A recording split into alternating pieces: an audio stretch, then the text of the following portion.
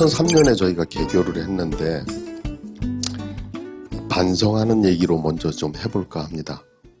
국제 수업 워크숍을 서울에 하면서 저희 대표적인 수업 하나를 같이 보고서 선생님들이 수업 연구회를 하자고 그러더라고요. 그래서 좋죠. 갔죠. 아주 기가 막히게 해내는 거예요. 그리고 그걸 보고 다들 이제 감탄을 한 거니까 칭찬이 쫙 이어졌죠. 근데 막판에 두 가지 얘기를 하는 거예요. 우선 애들은 참 열심히 하는데 아이들끼리 바라보는 눈빛이 공허하다. 또 발표 참 열심히 하는데 정작 자기 발표 준비만 하고 있다. 그래서 학교에서 선생님들이랑 이걸 좀 꼼꼼히 다시 비디오를 돌려서 봤습니다. 봤더니 우리 철수와 같은 친구들이 등치 큰 애 뒤에 등짝에 뒤에 숨어서 선생님들 시선을 피해 요리 피하고 조리 피하고 졸다 깨다 2시간 동안 고생을 하고 있는 거예요. 근데 전에는 그 애들이 안 보인 거예요. 근데 이게 한둘이 아니라 한 무대가 있는 거예요.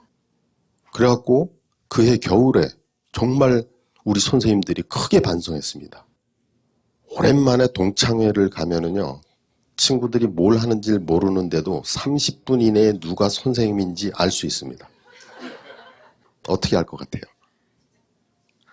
그렇죠. 누군가 잘못된 거 말하는 순간 참을 수가 없습니다. 꼭 지적해야 됩니다. 그리고 어려운 얘기 나오면 설명해 줘야 되죠. 또 얘기가 복잡하게 얽히면 정리해 줘야 됩니다. 심한 경우는 출석해 또 불러야 됩니다. 지금 말한 지적질, 정리하고 설명하고 출석 부르고 이런 것들 한마디로 말하면 늘 가르치는 거에만 익숙한 거예요. 뭘 배운다는 게 너무 낯선 겁니다. 철수와 영희. 철수, 중학교 2학년 건달입니다. 그리고 발달 단계의 차이로 인해서 짝꿍인 영희를 누님으로 모시고 살고 있는 때입니다. A, B, C로 말하면 C라고 말할 수 있죠. 뭐 학업이라는 측면도 그렇지만 활동도 늘 계기고. 근데 왜 철수가 C인가 하는 점에 대해서 저희가 생각해 본 거는 얘가 기초가 부족하다고 생각했습니다. 그죠? 그래서 중학교 2학년인데 예를 들면 기초가 부족하니까 5학년 수준의 뭐 수학 교재도 만들고 방과 후에 막 이놈들 가르치려고 시도도 하고 여러 가지 시도를 했었습니다. 사실 철수 쉬운 걸 반복해서 오랫동안 가르치면 철수 심정은 어때요? 네, 그죠. 막 짜증이 납니다. 그러면 이거는 내가 못하는 게 아니라 싫어하는 게 되고 싫어하니까 도망갈 명분이 있습니다. 철수는 그 많은 수업에 늘 자고 있는 건 아닙니다. 졸다 깨다 하는 듯 하지만 뭔가를 배우고는 있습니다. 그런데 그런 낱낱의 배움의 경험들을 자기 걸로 할 생각이 없습니다. 그냥 처박아 두고 있었던 거죠. 그러다가 수업에 딱 뛰어드는 그 순간 이전의 배움의 경험들 하나씩 끄집어내기 시작하고 그것들을 모아서 막 정리가 되고 영희가 거들고 선생님이 거들면 막 뛰어오르게 되는 겁니다. 물론 한 번의 수업으로 그럴 수는 없습니다. 결국 이런 걸 한 학기 정도 경험하게 되면 철수는 옛날의 C가 아니게 될 겁니다. 여기서 중요한 거는 뭐냐면 철수가 뭘 하겠다고 마음을 먹는 게 중요하다는 점이에요. 여러분, 되게 애들 그 사이에 얘가 어떻게 맘먹게 신경 쓰셨어요? 누구든 여러 방식으로 자극을 줄 수 있는 거죠. 그래서 애가 마음을 먹게 하면 그 다음부터 돕는 건 굉장히 쉽습니다. 그래서 2006년, 7년에 걸쳐서 막 이 CA를 깨우는 재미에 한동안 빠져가지고 저희가 너무너무 좋았습니다. 이렇게 막 잘 나갔어요. 잘 나가는데 누가 결정적인 문제 제기를 했습니다. 누가 문제 제기할까요? 네? A는 선생님한테 함부로 문제 제기 안 합니다. 그럼 누가 할까요? A 엄마가 이 상황을 참을 수가 없습니다. 아니 얘는 지금 작년까지는 말이야 선생님들이 막 수준 높은 걸로 막 한참 하더니 벼랑간 요새 애한테 얘기 들어보니까 막 하는 짓이라고는 철수나 챙겨주는 일밖에 하는 게 없고, 게다가 이런 문제 제기에 대해서 저희가 답할 말이 너무 옹색한 거예요.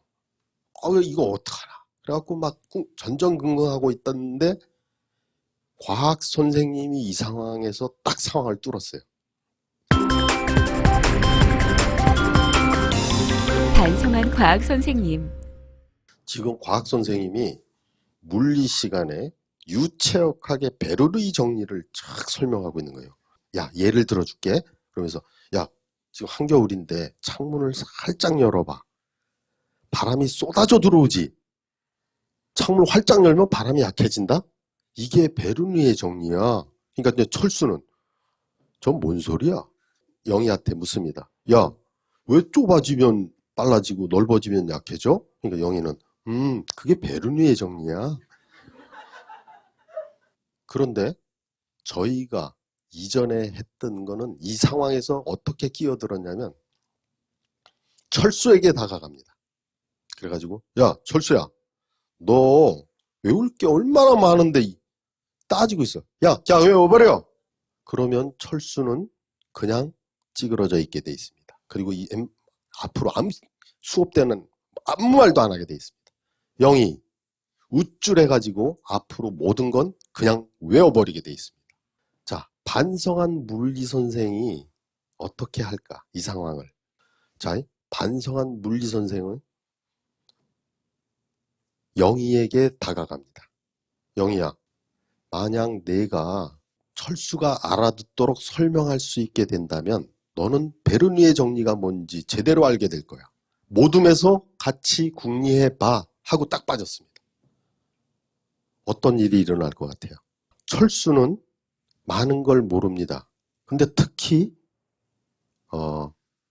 내가 뭘 모른다는 걸 잘 알고 있습니다. 근데 영희는 다 알고 있다고 생각합니다. 근데 외우고만 있죠. 자기가 모른다는 걸 모릅니다. 외웠기 때문에. 이 차이가 중요한 겁니다. 자, 마지막에 제가 모둠에서 같이 궁리해봐 했잖아요. 이 상황은 어떻게 벌어지느냐.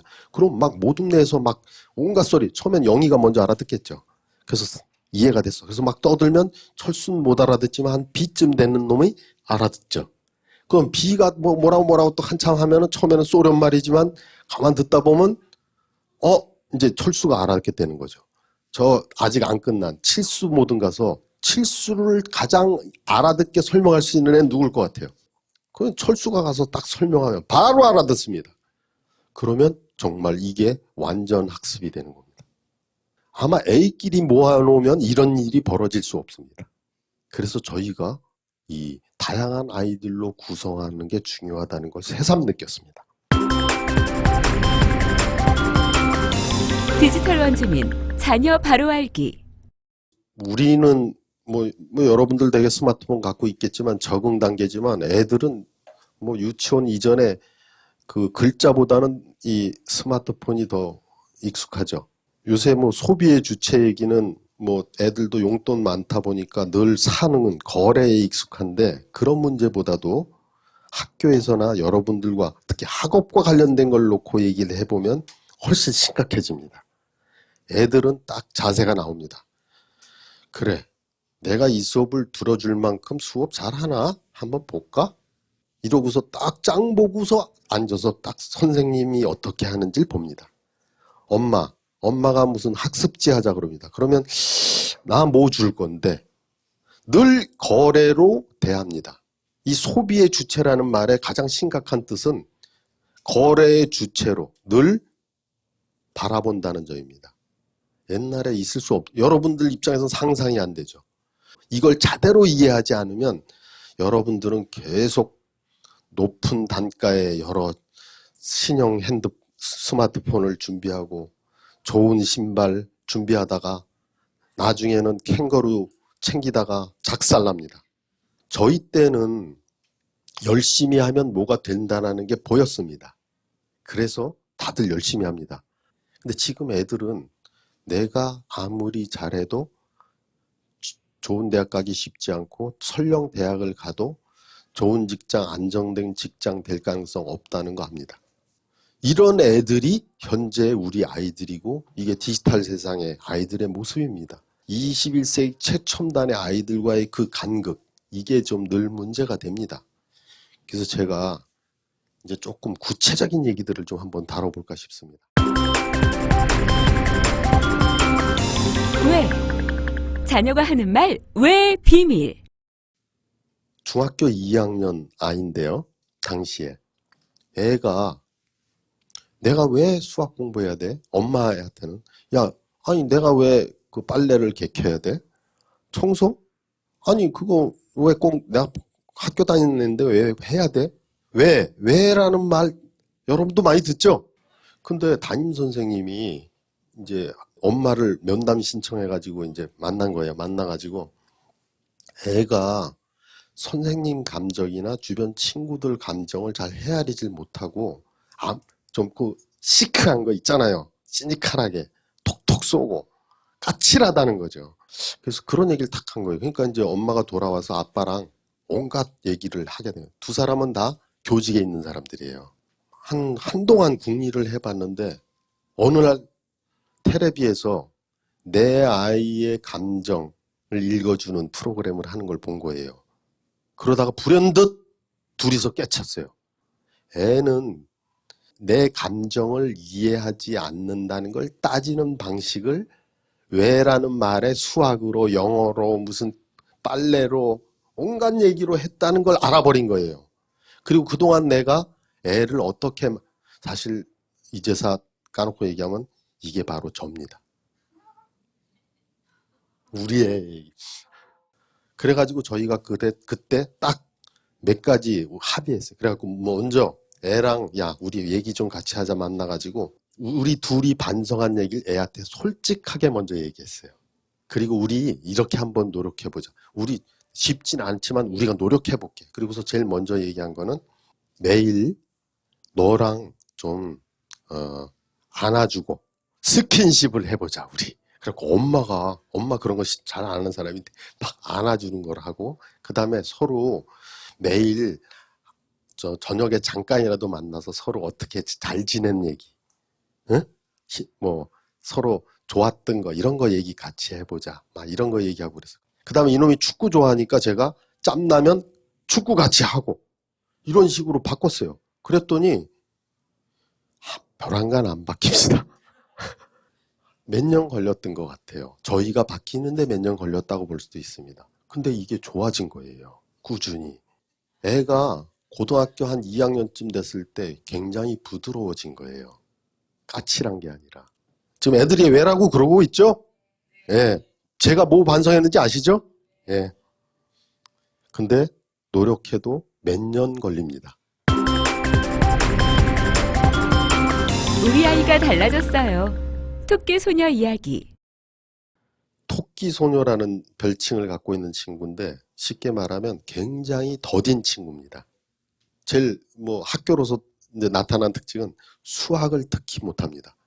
근데 얘는 토끼를 좋아한다는데 멈추지 않고 생물을 열심히 해보고 싶고 그것이 꿈입니다. 근데 수학을 못하고는 이과에 가서 갈 수 있는 데가 없어요. 그리고 그렇게 열심히 했는데도 조금 어려운 대학을 갔습니다. 힘든 대학을. 근데 거기 대학을 가서 보니까 대학에 가서는 활기를 띠죠. 꼭 수학이 결정적이진 않으니까. 그래서 얘가 너무 잘해가지고 내친 김에 공부를 열심히 해서 고대에 편입을 했습니다. 그 다음에 대학원은 서울대 의전을 갔어요. 애가 이런 변화를 하는 과정에 부모가 굉장히 큰 역할을 하는 것 같아요. 막 글자 늦게 하지 뭘 배워도 늘 느리고 또 뭐 행동거지도 또 느려요 그러면은.